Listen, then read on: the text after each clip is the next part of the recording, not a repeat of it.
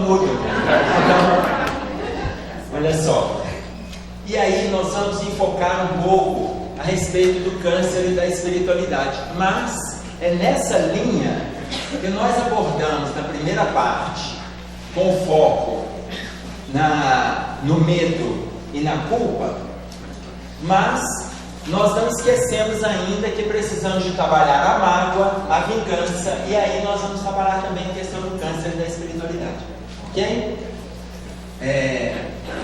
Quando a gente fala a respeito da origem, como estávamos iniciando na primeira parte, na pergunta 96, no livro Consolador, o Emmanuel coloca para a gente que a causa de todas as doenças está no espírito. Então nós vamos fazer aqui a gênese da doença, a etiopatogenia da doença. Então a doença começa no espírito. Ela começa no espírito. Daí ela vai para o perispírito. Do perispírito ela chega ao duplo, no duplo etéreo. E no duplo ela ganha o corpo. Se isso ocorre com todas as doenças, o Emmanuel, quando ele faz referência à causa da doença no espírito, ele coloca para a gente que se a causa está no espírito, é também no espírito que está a solução. É também no espírito. Aí o Chico pergunta para ele, mas e a farmacopeia? Ela não está aí para poder já resolver? Ele fala, não, a farmacopeia está para atenuar. Ela vai atenuar para que a gente se fortaleça e tenha condições de buscar as soluções no campo moral, porque a origem está no espírito. Quando ganha o corpo, eu já tenho isso aqui somatizado. Se eu tenho isso tudo somatizado, eu tenho que trabalhar diversos valores no campo moral. Então eu vou usar pomadas, eu vou usar comprimidos, eu vou usar anestésicos, eu vou usar analgésicos.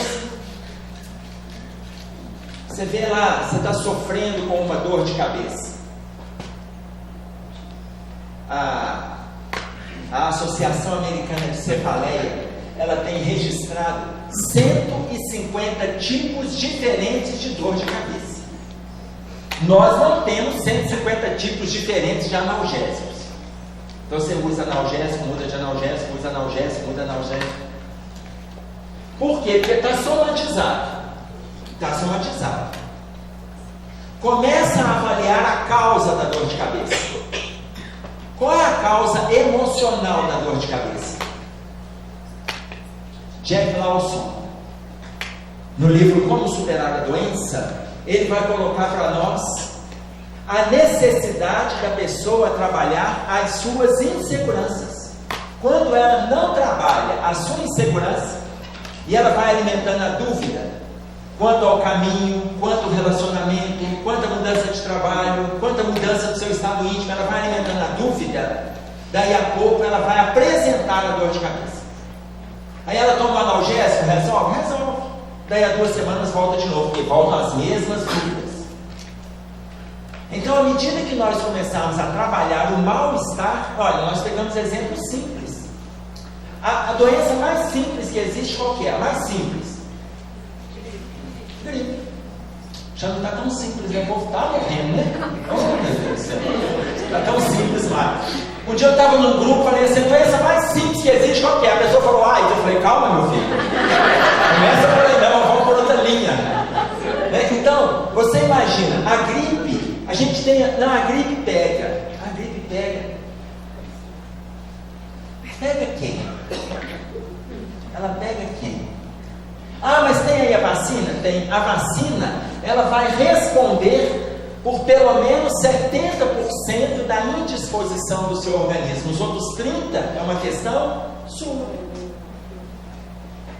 E aí a gente vai ver o Jack Lawson colocar a respeito da própria gripe. da instabilidade emocional. E nessa instabilidade emocional há uma fragilidade do seu corpo. Nessa fragilidade do seu corpo você vai abrindo espaço. Nós temos casais, não, a gripe pega.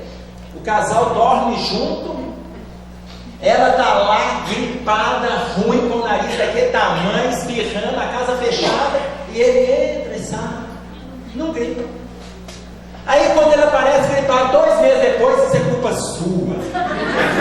E como ela adora a culpa, né? Porque nós falamos, ela adora a culpa e ela pensa nisso. Por quê? Porque tem as fragilidades. A vacina vai nos ajudar em 70%, os outros 30% a gente tem que trabalhar. Então, a doença tem a sua causa? Tem a sua causa. E a causa está no espírito. Entre essas dificuldades, nós temos algumas que estão tão somatizadas que a gente tem que passar por elas. Tem que passar por elas. Nós vamos ver a questão da mágoa e do câncer, mas Divaldo Franco foi visitar um paciente em casa e ele estava com câncer ganglionar. Ele falou que ele nunca viu algo tão terrível, os gânglios expostos ali. E aí, na hora que ele viu o câncer ganglionar, ele deu um passe no paciente. Estava a senhora ao lado dele. E na hora que ele terminou o passe, na hora que ele estava terminando o passe, ele viu o doutor Bezerra chegar no ambiente. Quando ele viu o doutor Bezerra chegar, ele falou assim: eu vou continuar no passe. Porque ele falou assim: foi quando eu descobri o passe. Eu ficava doido, eu andava com os braços até esticados para dar passe no povo. Eu estava doido para dar passe. Na hora que ele viu o doente, ele falou: vou dar passe. Na hora que ele viu o doutor Bezerra chegar no ambiente, ele continuou dando passe. Quando ele terminou o passe, ele falou para a esposa assim: olha, o seu marido vai ficar bom. Aí ela regalou o olho, olhou para ele assim: vai ficar bom, Divaldo? Aí ele olhou e falou assim: vai. A senhora está duvidando? Ela falou: não, olha, quem me contou foi o doutor Bezerra. A senhora está duvidando do doutor Bezerra? Ela olhou e falou assim: do doutor Bezerra, não. Essa resposta nos deixa claro uma questão de interpretação. Do doutor Bezerra, não. No dia seguinte, quando ele vai lá e ele despede dela e fala: amanhã eu volto para dar um novo passe no seu marido. No dia seguinte, quando ele vai para dar o passe, ele vê ao longe um pano preto na casa, na porta. Antigamente, quando tinha algum óbito na casa, né, colocava, significando que a casa estava de luta, a família estava de luta. Ele viu um pano preto lá, e a hora que ele foi se adentrando à casa, muita gente na sala, o caixão ali e o marido. E a esposa lá chorando ao lado. Quando viu o Divaldo entrando, ela olhou para o Divaldo e falou assim: o senhor não me falou que ele iria ficar bom? O Divaldo viu o doutor Bezerra no ambiente e falou assim: o senhor não me falou que ele iria ficar bom? Aí o doutor Bezerra respondeu: e ficou, passou por lá de casa. Quando vocês receberam alguma orientação, aquelas cartas, sabe, na casa espírita, eu fui lá buscar orientação e o espírito falou com você assim: você vai ficar bom, meu filho. Vai despedindo o pessoal. Você vai ficar bom. Aí vocês vão ficando mais tranquilos, já vão se preparando, já pega o que o Franco vai falar daqui a pouco sobre a morte. Deixa eu pegar o livrinho com o Franco aqui, né? Porque a gente vai se preparando. Por quê? Porque na realidade é o reflexo físico de uma mudança do espírito.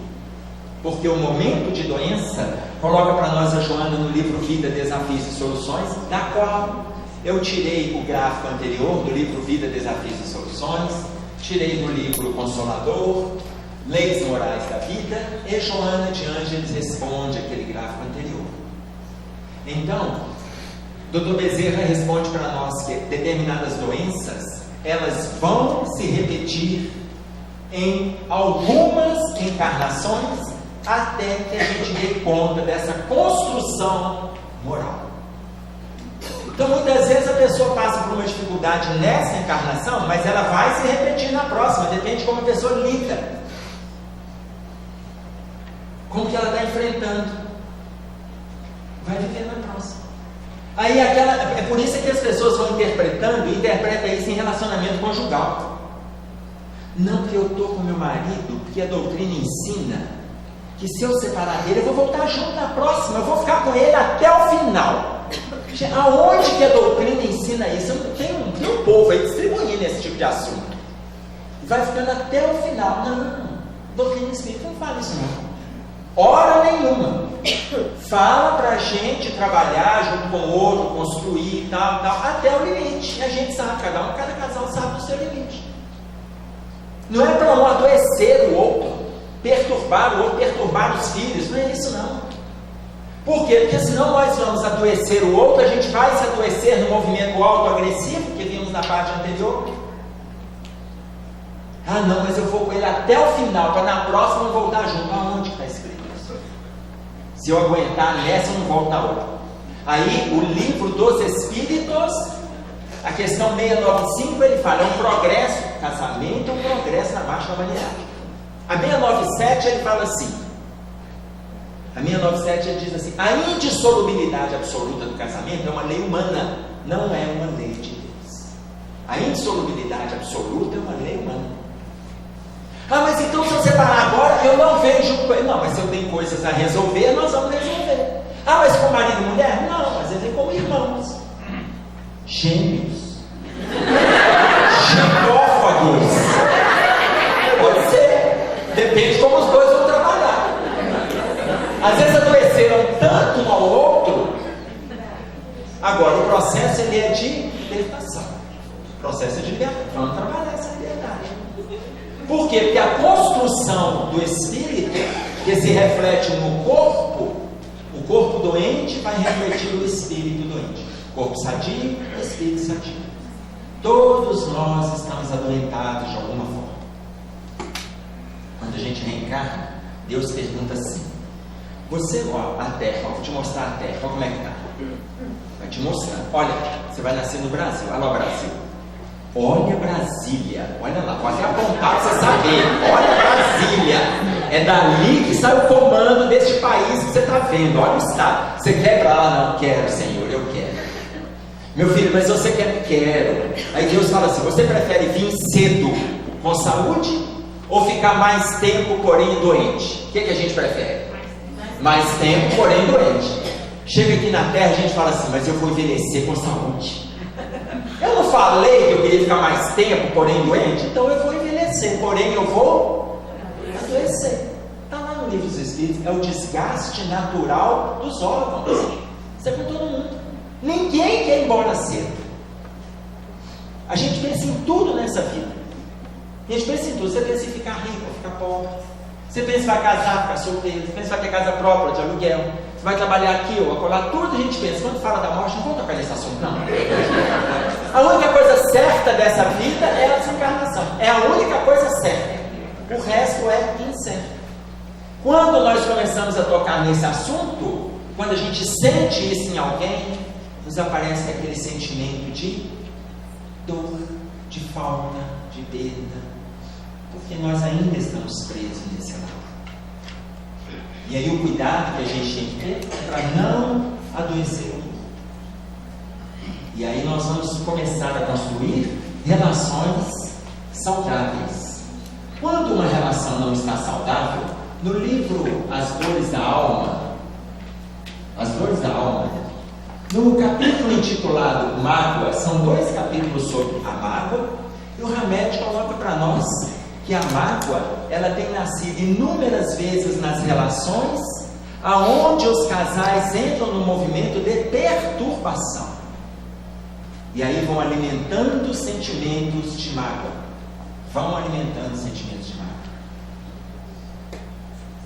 e ele faz essa colocação de que a gente tem que se livrar. Por quê? Porque o sentimento de mágoa, ele vai sendo construído no nosso estado íntimo, e a mágoa vai virar um ressentimento. Vai virando ressentimento. Você vai alimentando. E a partir do momento que você alimenta este mal-estar, ele vai ganhando vida dentro de você. Você alimenta as células doentias. Você alimenta o pensamento doentio. Daqui a pouco, as células adoecerão. porque o comando está aqui. Voltando lá atrás, no outro gráfico, o comando está no espírito. Está no espírito. Agora, nós podemos sair desse ciclo? Podemos. Mas muitos vão construindo em cima da mágoa. Quando você constrói em cima da mágoa, aparece o ressentimento. Depois do ressentimento, não podia ser diferente, começa a aparecer a tristeza. A tristeza, ela abre campo ou para um quadro depressivo. Ah, mas ela é a causa da depressão? Não. A Organização Mundial de Saúde propõe 11 sintomas para a depressão. Ela não é a causa, mas ela é um dos sintomas. Ela é um dos sintomas. Ele fala a respeito da tristeza, da apatia, da anedonia, que é a falta de prazer, do esgotamento físico, esgotamento mental, distúrbio alimentar, distúrbio psicomotor, distúrbio de sono, distúrbio de linguagem, pensar na morte como alternativa e a ansiedade. São os 11 sintomas que a organização propõe. Quando a pessoa está com 4 desses sintomas por aproximadamente 3 meses, está configurado o quadro depressivo. 4 por aproximadamente 3 meses. A pessoa fala assim: nossa, eu estou no baixo astral, acho que eu estou deprimido. Tem 2 dias que eu não consigo. 2 dias. Nós temos a necessidade de adoecer. A gente vai ao médico, você faz exame, não acha nada. Na hora que o médico verificou que você não tem nada, você sai de lá e fala: mas eu não acho que eu não preciso de nenhuma vitamina. A gente tem uma necessidade de estar tomando alguma coisa. Você está saudável, meu filho, vamos para a luta. Então ela coloca de pelo menos 4 desses sintomas por aproximadamente 3 meses. Porém, entre esses 4 sintomas tem que ter o distúrbio de sono. De tão comum, 90% dos quadros depressivos apresentam distúrbio de sono. Se não tiver distúrbio de sono, ela precisa apresentar pelo menos 5 sintomas. Dr. Marco Aurélio Dias da Silva, neste livro Quem Ama Não Adoece, da editora Bestseller, ele vai fazer essas colocações para a gente no capítulo da depressão. A tristeza é um dos sintomas. E tem um dado interessante na revista Mind, que é especialista em dependência química e saúde mental, e ela coloca para nós assim: para cada 4 pessoas deprimidas, nós encontramos 3 mulheres e 1 homem. Por que essa mulherada anda triste assim? Qual dos homens, né? Eles são abrasadores. Não é por esse motivo, não. É porque o homem mascara a dor. O homem, ele se enquadra na maioria das vezes num outro tipo de depressão. Nós temos vários tipos de depressão, mas o homem se enquadra num tipo que se chama depressão mascarada. E ele esconde a sua angústia, a sua dor, porque a sociedade tem dificuldade de aceitar um homem deprimido. Como as mães, os pais têm dificuldade de aceitar o filho, criança que chora. A criança que está correndo aqui, se for um menino que cai, a hora que ele vem chorando, pega a bola, chama o seu filho, vai para a rua, vai jogar a bola. Não quer saber de menino chorando na minha cabeça, não. Ele tem 4 anos, 5 anos, a gente não deixa chorar. Quando é a menina, vem cá, papai vai dar um beijinho, vai sarar, vem cá, senta no colo, papai. A menina, a gente permite a fragilidade. Quando é jovem, os jovens têm que se apresentar fortes, porque o grupo de rapazes não o aceita frágil.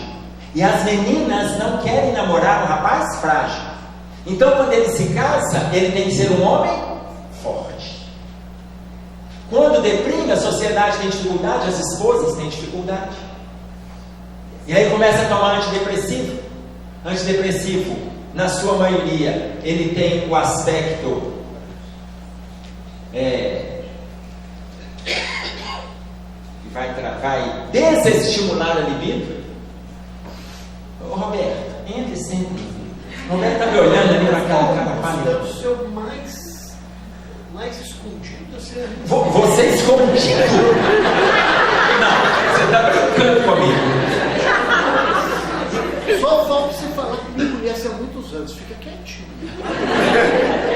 desde a mocidade. Mas vocês estão vendo como é que ele já teve dificuldade para andar? Nós não somos da mesma idade. É desde a mocidade, mas quando ele estava entrando, ele já era. É mais ou menos isso. A gente é do mesmo, vem desde essa época. Então vocês imaginem, como o medicamento ele vai inibir a libido, então começa a aparecer um mal-estar na relação. Inúmeras vezes o profissional não explica isso para o casal ou para o deprimido, e as fantasias na cabeça feminina começam a insuflar a relação. O mal-estar vai alimentando os sentimentos de dor. Então, existe a dificuldade do homem se apresentar neste estado. Nós temos lá a tristeza. Se não caminha para esse lado aqui, ele vai caminhar para uma raiva.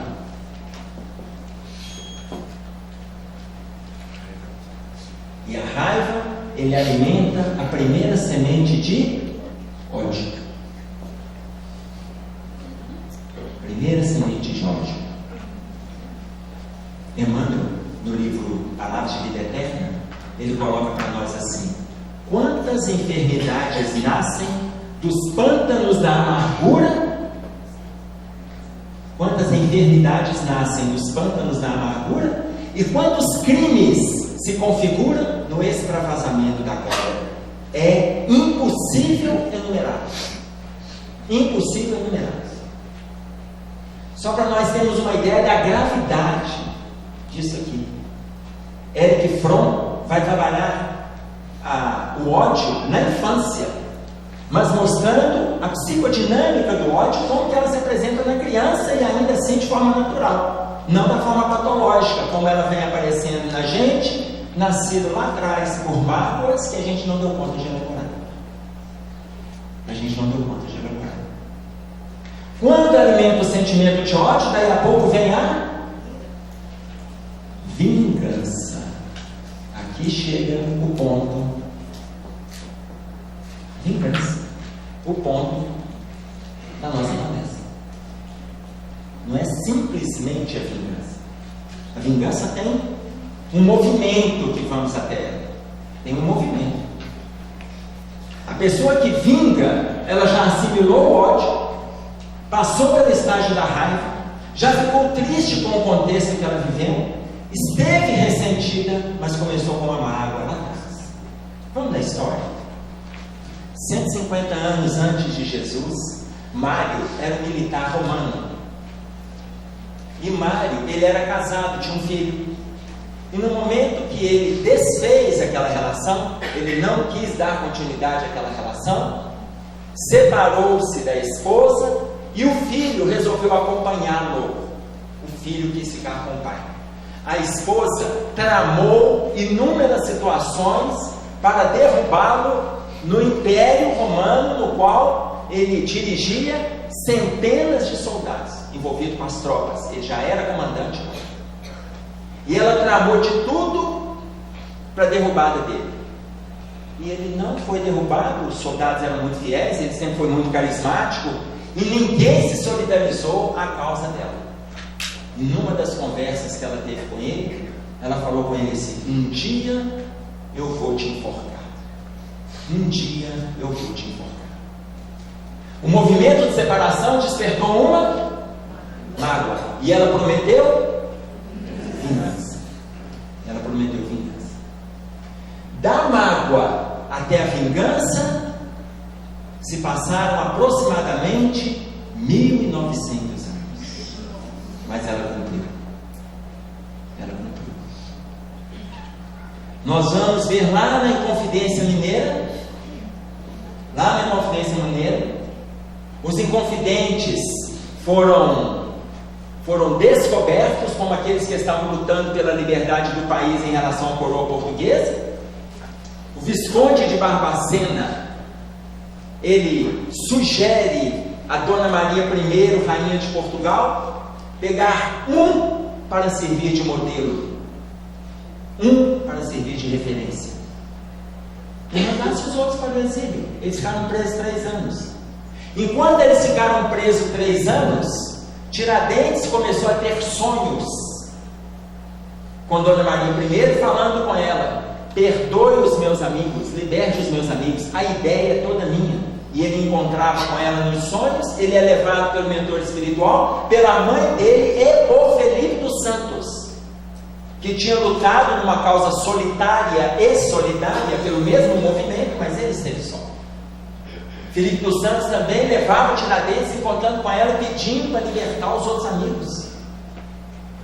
Ela acordava assustada: sonhei com um monstro, sonhei com uma pessoa me agredindo, sonhei com uma pessoa com ódio de mim. No final, ela liberta os inconfidentes e manda aquele para o enforcamento. Aquele que ela mandou para o enforcamento é o ex-marido. Tiradentes era Mário, 150 anos antes de Jesus. Ele era Mário. Ele é quem ela se comprometeu que um dia iria enforcá-lo. E ele verdadeiramente foi enforcado. Tanto que após o enforcamento, ela é conhecida na nossa história como Dona Maria I, a louca. Enlouqueceu. São quase 2000 anos programando o crime que ela cometeu. Quase 2000 anos. Então, nós imaginamos a gravidade da situação quando a gente não trabalha um mal-estar que começou lá atrás, com uma sementinha chamada mágoa. Isso quando caminha para o ódio e depois para a vingança. Nós podemos também chegar aqui no ressentimento e trabalharmos dois tipos de pensamentos: pensamento positivo e o pensamento negativo. Positivo e negativo. O pensamento positivo nos traz equilíbrio ou desequilíbrio? Equilíbrio. Pensamento positivo traz equilíbrio. Traz a saúde ou a doença? Saúde.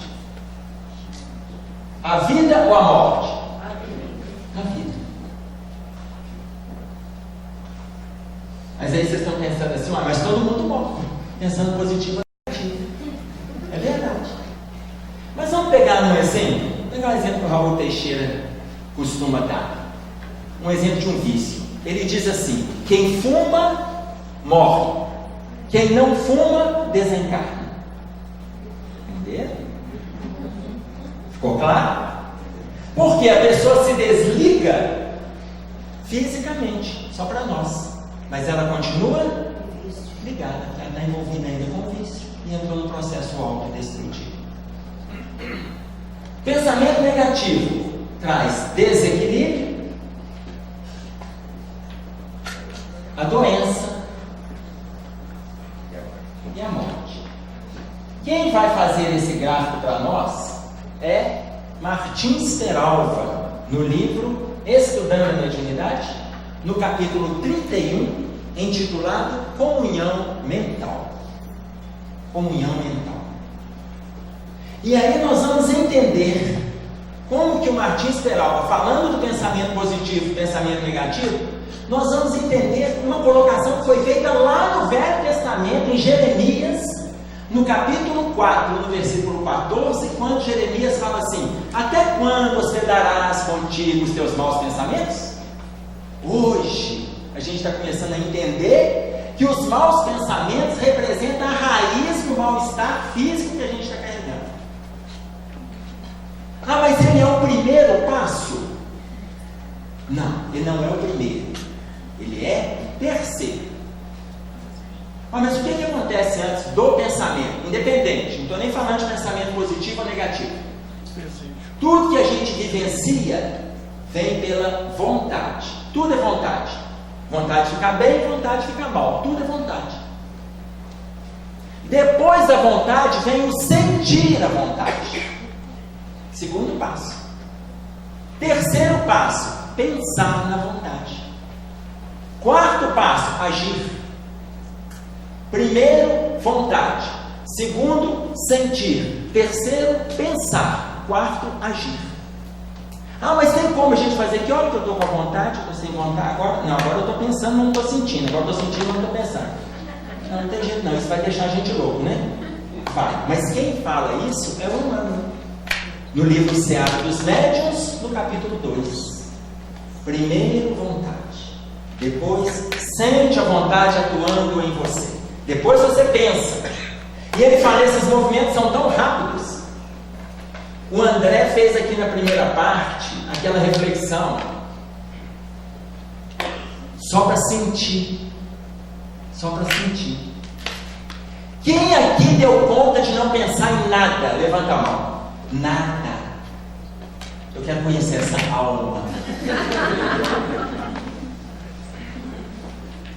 Porque veja bem, quando nós estamos com o corpo cansado, estou precisando descansar um pouco. A gente deita, relaxa, medita, viaja. Estou com a cabeça cansada. Para de pensar. Como é que para de pensar? Vocês sabem quantos pensamentos nós temos por dia? Depende. Depende da cabeça? 39 mil, 40 mil até 70. A da Isabel está de 39, 40 até 70. A Joana de Ângeles, ela coloca para nós que nós temos em média 60 mil pensamentos por dia. Ela coloca isso no livro Vida, Desafios e Soluções.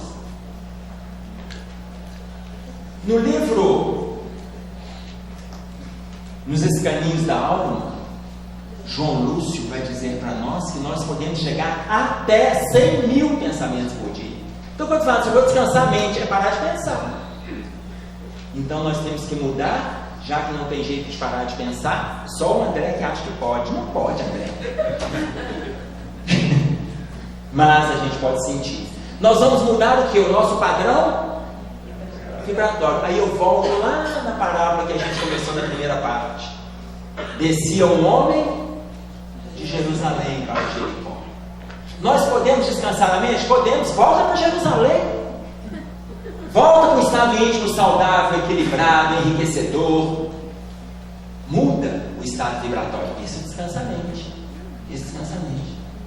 Mas é interessante, na hora que o André colocou, por quê? Porque a gente estava aqui completamente desprendido. A gente pensou no aprendizado, naquele momento, na reflexão. É ótimo. Tanto que nós trocamos abraços, troca de energia. Eles trabalham conosco. Pensamento positivo. Agora, se nós alimentarmos o pensamento negativo, caminharemos a morte da perspectiva, a morte do sonho, a morte do ideal. Desequilibramos o corpo, desequilibramos a mente.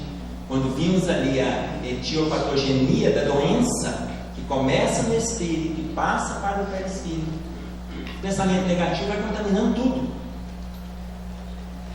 O corpo, o duplo, o perispírito, o espírito. Mas o pensamento nasce no espírito e vem contaminando. Dessa linha de raciocínio aqui, alimentando a mágoa com pensamento negativo, nós vamos somatizar o mal-estar.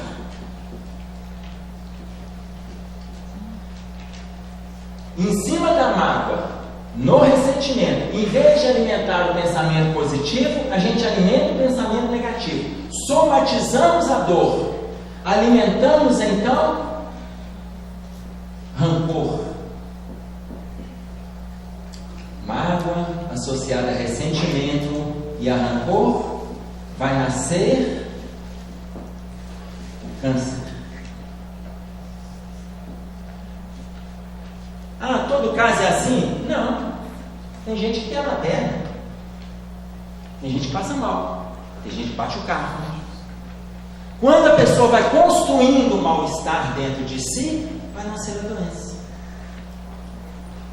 Deepak Chopra, no livro Conexão e Saúde, ele vai explicar para nós, falando sobre espiritualidade.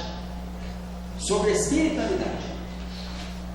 E ele vai falar da importância da gente se espiritualizar para não agravar os quadros que a gente está vivenciando no campo da dor.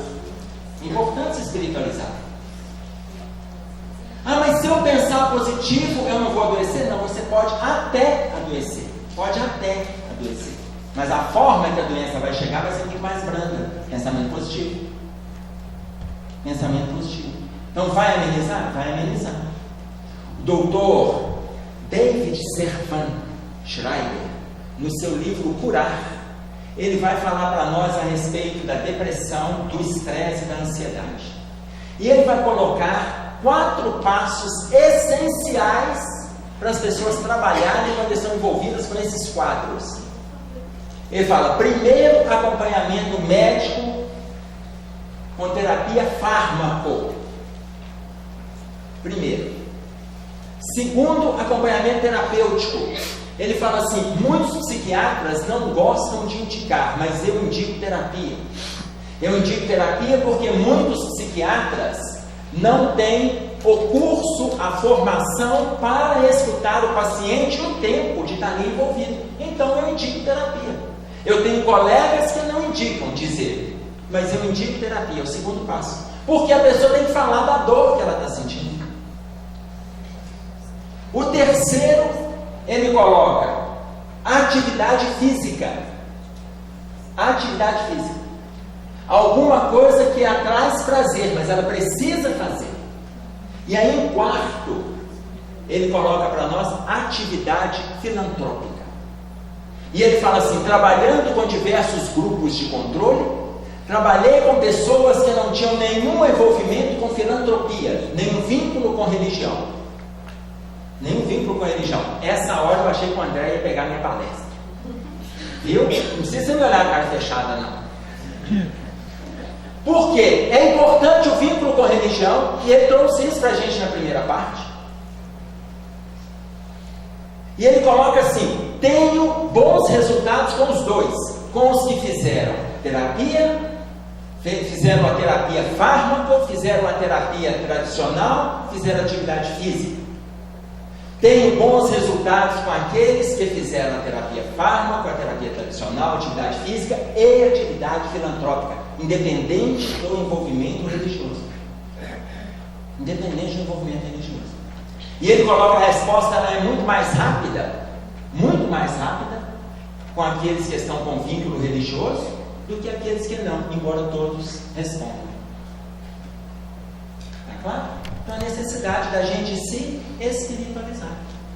Quando a gente fala dos dois pensamentos, positivo ou negativo, vamos pegar 2 exemplos então relacionados à questão do câncer.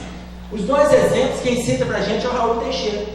Quando ele coloca para a gente, ele estava no interior do Rio Grande do Sul, e aí 2 irmãos, no final da palestra, perguntaram para ele assim: Raul, a gente pode ter uma palavrinha com você? E ele cede o espaço. Conversaram com ele, e a mãe que estava sentada lá atrás, e ele falou assim: Raul, a nossa mãe que está sentada ali, o auditório já estava vazio, ela afirma que ela tem câncer. Ela tem câncer. Nós já levamos em grandes oncologistas aqui do Rio Grande do Sul e em São Paulo, e eles não descobriram nada, mas ela disse que ela tem câncer. E que os médicos do Brasil não sabem nada. Ela sabe, ela tem câncer. E o Raul escutando a história. Conversamos com um amigo organizador do Congresso Mundial de Oncologia em Buenos Aires. E ele conversou com a organização, ele é um dos organizadores. Fizeram um exame na nossa mãe de 12 horas. Viraram-na pelo avesso. E não encontraram nada. E ela saiu de lá falando que os médicos do mundo inteiro não sabem nada. Ela tem câncer. Ela sabe que ela tem. E aí o Raul, eles perguntaram: o que a gente fala para ela? Aí ele perguntou o Camilo, que estava próximo dele. Perguntou o Camilo: o que eu respondo? Camilo falou: fala que ela não tem câncer, mas é cancerosa. Aí o Raul respondeu. Ou seja, ela estava alimentando a célula doentia dentro dela. E aí ele explicou isso para os jovens, e os jovens continuaram correspondendo por carta com o Raul. Todo mês chegava uma carta: Raul, nossa mãe continua falando que está com câncer. Segundo mês, outra carta: Raul, mamãe continua falando, não apareceu nada. Raul. Depois de 9 meses, chegou uma carta: Raul, finalmente mamãe está com câncer. Até eles já estavam doidos. E aí, na carta, os médicos lhe deram 6 meses de sobrevida. Camilo, do lado do Raul, disse para ele assim: ela não passará do 4º mês. 4º mês, chega uma carta: mamãe acaba de desencarnar de câncer no cérebro. Pensamento negativo. Suicídio. A palavra suicídio vem do latim, foi cunhada por um sacerdote jesuíta, Guyot de Fontaine, no século XVII. Sui quetis. Quetis é morte, morte a si. Ela se provocou, ela se proporcionou. Suicídio. Nesse mesmo raciocínio, Raul Teixeira coloca para nós uma outra ideia. Estou sabendo. Raul coloca para nós uma outra ideia. Ele estava no interior de São Paulo, e aí, na hora que ele chegou no aeroporto, um grupo de amigos vieram recebê-lo, e ele perguntou para uma determinada pessoa, e ela não estava.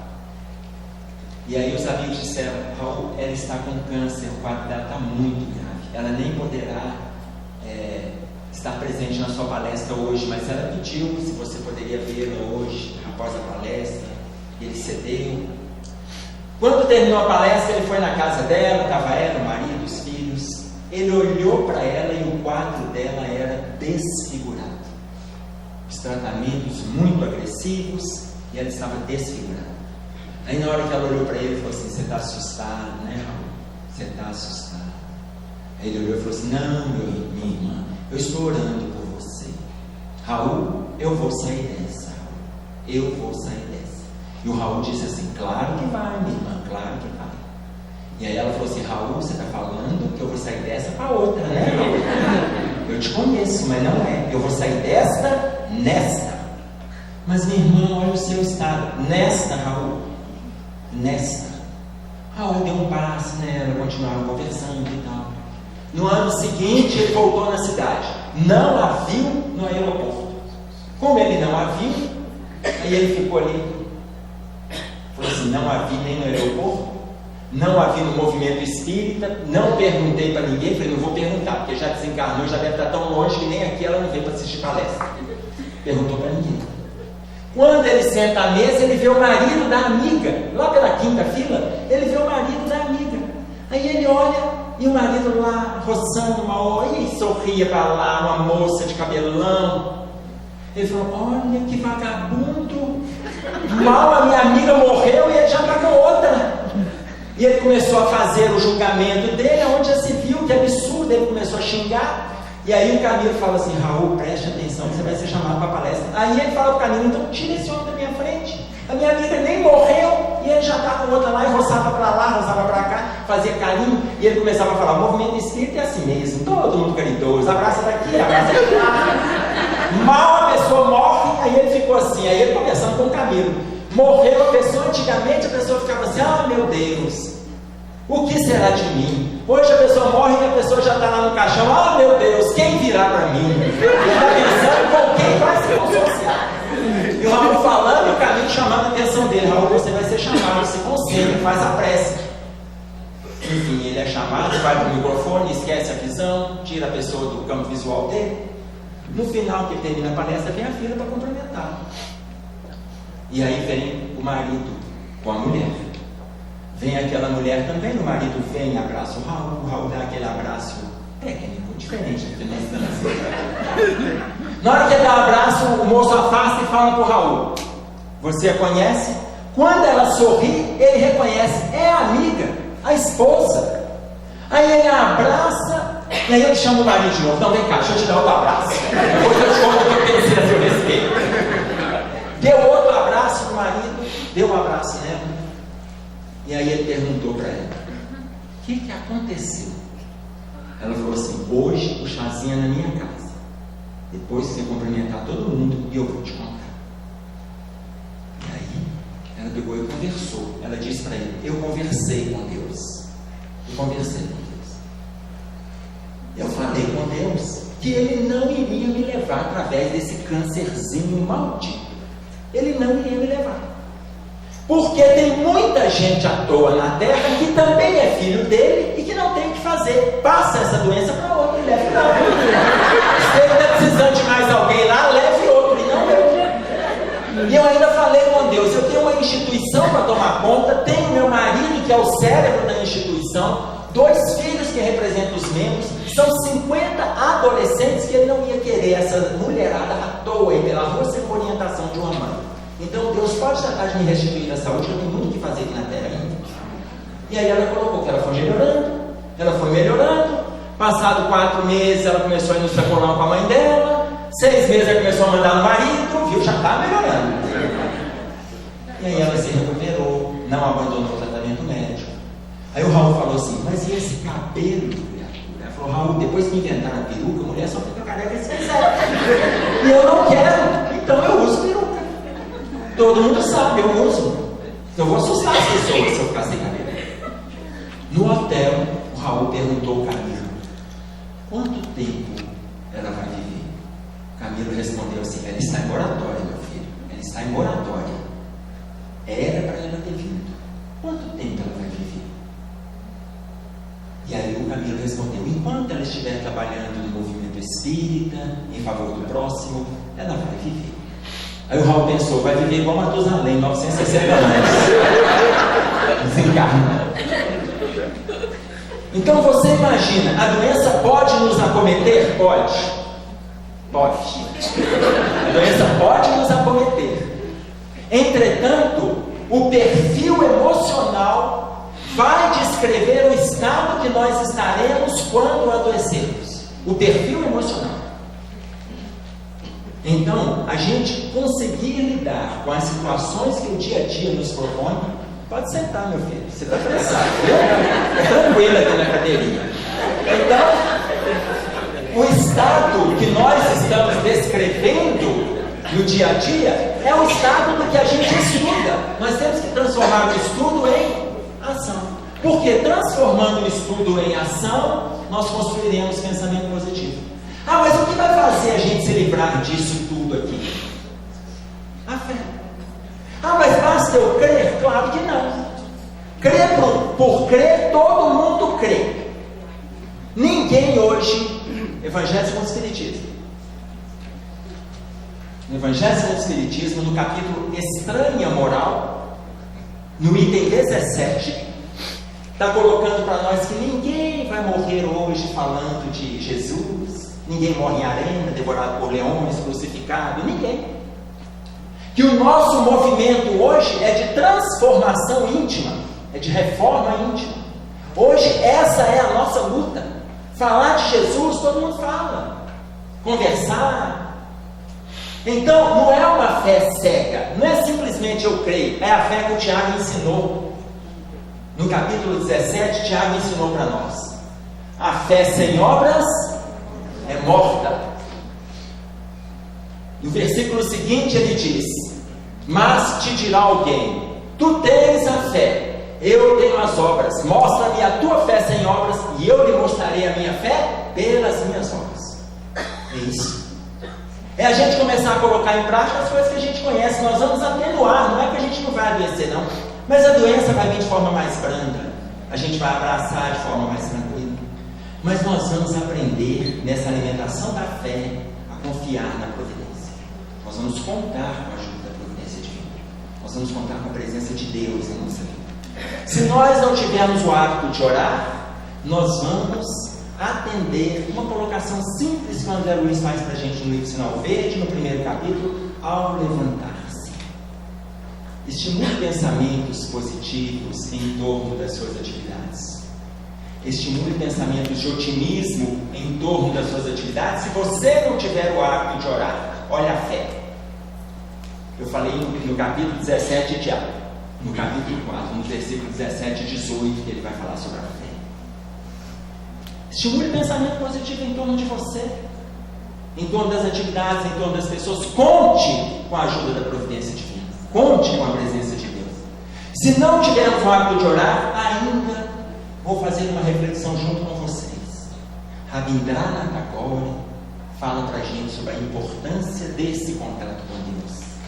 E ele fala para nós, nessa reflexão, ele diz assim: quem foi que fez o sol, tão vivificador, com sua luz tão brilhante, cheia de fulgor, os trilhões de estrelas que cintilam nos céus, e as nuvens vaporosas como tem seus véus, a mecânica celeste, o arcano profundo da eterna ciência que equilibra os mundos, dos micro-organismos em desenvolvimento aos orbes gigantescos em desaparecimento, do átomo à nebulosa, da ameba ao serafim, e a origem das coisas que nunca terão fim. Quem foi que fez a virtude impoluta que não se modifica? E a pulsante energia que a tudo vivifica? Quem foi que fez a primavera, o outono, o inverno, o verão? Fez a chuva, o vento, o raio e o trovão, o perfume das flores, o som, a luz, o ar, os campos, as florestas, a terra, o céu e o mar, o infravermelho, o ultravioleta, e fez da lagarta surgir uma bela borboleta. Os clarões da luz do sol, do pôr do sol, o cantar do roxinol. Quem foi que fez as feras bravas, a asa do inseto, a beleza de um ninho, deu agilidade incrível à pulga saltitante e fez o passo leve e tardo do elefante. E o colibri com minha sutileza, sugando o mel das flores com tal delicadeza, o tatu escavando a cova em que se abriga e a faina inesgotável da minúscula formiga, o inquieto macaco, o fogoso corcel e a abelha trabalhando na construção do mel. Quem foi que fez a ostra, o golfinho, o tubarão, a baleia, e fez a engenhosa aranha tecendo a sua teia, e um instinto de conservação, como bússola infalível de orientação, guiando com acertos irracionais, sem nunca transgredir as regras naturais. As maravilhas do reino mineral, o leito onde repousa o reino vegetal, os prodígios da animalidade, e um elo mais acima, a nossa humanidade e tantos outros reinos que nós desconhecemos, sistemas de mundos que nem nos apercebemos, os gênios tutelares, arcangelicais, imersos nos segredos dos planos siderais. Que maravilha é essa que eu não posso descrever com todo o dramatismo que eu pudesse ter? Artista ímpar, inimitável, sublime e ilimitado, me põe de joelhos e contemplo abismado e pergunto a mim mesmo com estupefação: quem criou tudo isso com tanta perfeição? Quem dá sem perder nada e paga sem dever? E a tudo movimenta sem nunca se mover, formando, transformando, criando e agindo, governando e dirigindo. Quem tem tanto poder? Pergunta a outras vozes: quem pode me dizer? Eu vos peço, queridos irmãos meus. E as vozes me respondem: foi Deus, foi Deus, foi Deus. Eu vou agradecer a paciência de vocês, tomarem meu vale das nossas